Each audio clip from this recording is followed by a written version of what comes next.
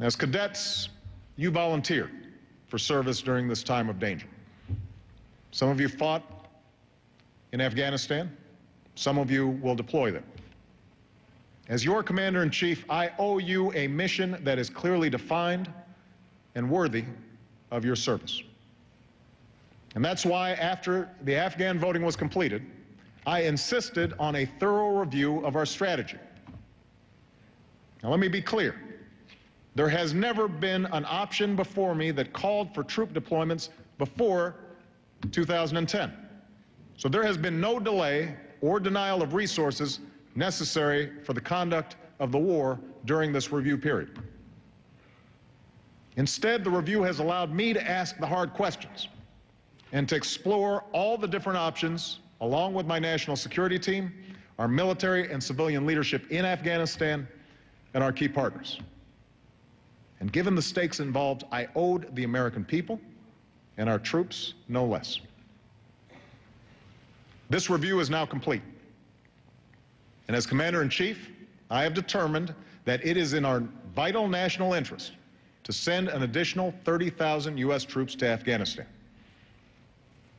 After 18 months, our troops will begin to come home.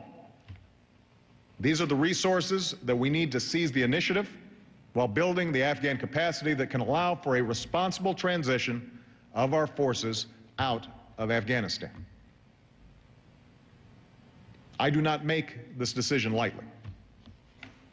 I opposed the war in Iraq precisely because I believe that we must exercise restraint in the use of military force and always consider the long-term consequences of our actions. We have been at war now for 8 years, at enormous cost in lives and resources.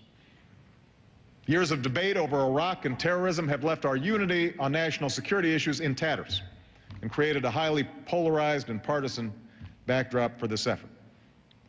And having just experienced the worst economic crisis since the Great Depression, the American people are understandably focused on rebuilding our economy and putting people to work here at home. Most of all, I know that this decision asks even more of you, a military that, along with your families, has already borne the heaviest of all burdens.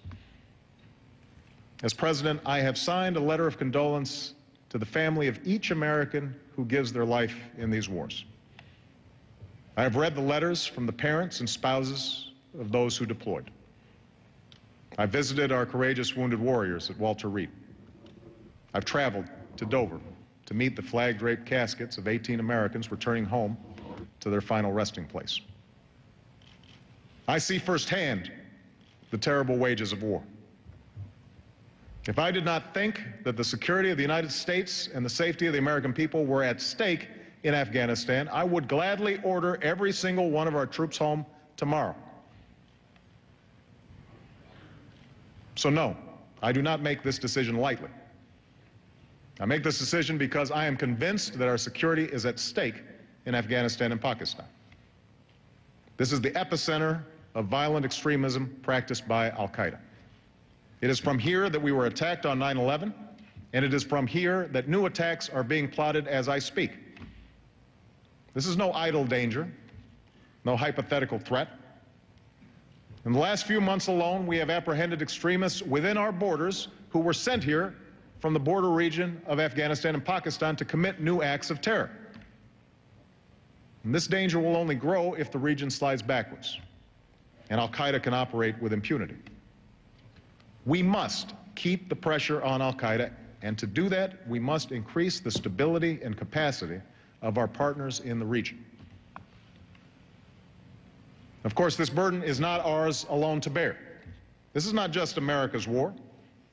Since 9/11, al-Qaeda's safe havens have been the source of attacks against London and Amman and Bali.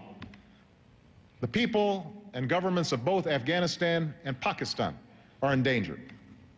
And the stakes are even higher within a nuclear-armed Pakistan because we know that al-Qaeda and other extremists seek nuclear weapons, and we have every reason to believe that they would use them.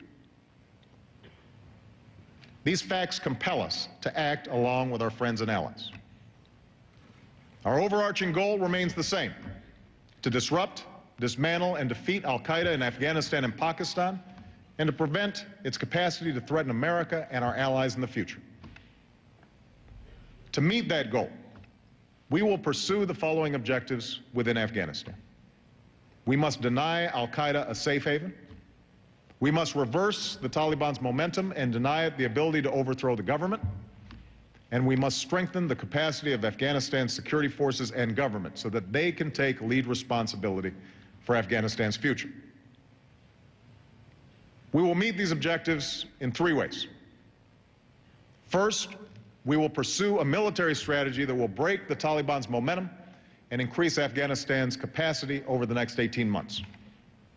The 30,000 additional troops that I'm announcing tonight will deploy in the first part of 2010, the fastest possible pace, so that they can target the insurgency and secure key population centers. They'll increase our ability to train competent Afghan security forces and to partner with them so that more Afghans can get into the fight.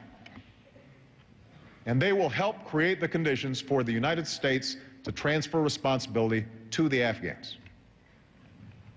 Because this is an international effort, I've asked that our commitment be joined by contributions from our allies.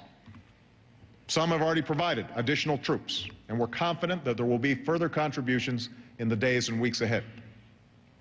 Our friends have fought and bled and died alongside us in Afghanistan. And now we must come together to end this war successfully. For what's at stake is not simply a test of NATO's credibility. What's at stake is the security of our allies and the common security of the world.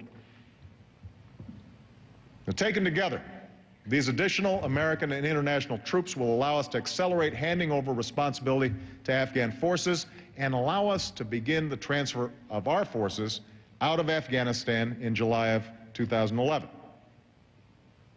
Just as we have done in Iraq, we will execute this transition responsibly, taking into account conditions on the ground.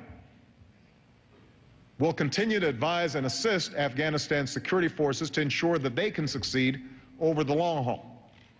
But it will be clear to the Afghan government, and more importantly to the Afghan people, that they will ultimately be responsible for their own country. Second, we will work with our partners, the United Nations, and the Afghan people to pursue a more effective civilian strategy so that the government can take advantage of improved security. This effort must be based on performance. The days of providing a blank check are over. President Karzai's inauguration speech sent the right message about moving in a new direction. And going forward, we will be clear about what we expect from those who receive our assistance. We'll support Afghan ministries, governors, and local leaders that combat corruption and deliver for the people. We expect those who are ineffective or corrupt to be held accountable. And we will also focus our assistance in areas such as agriculture that can make an immediate impact in the lives of the Afghan people. Now, the people of Afghanistan have endured violence for decades. They've been confronted with occupation by the Soviet Union and then by foreign al-Qaeda fighters who used Afghan land for their own purposes. So tonight, I want the Afghan people to understand. America seeks an end to this era of war and suffering.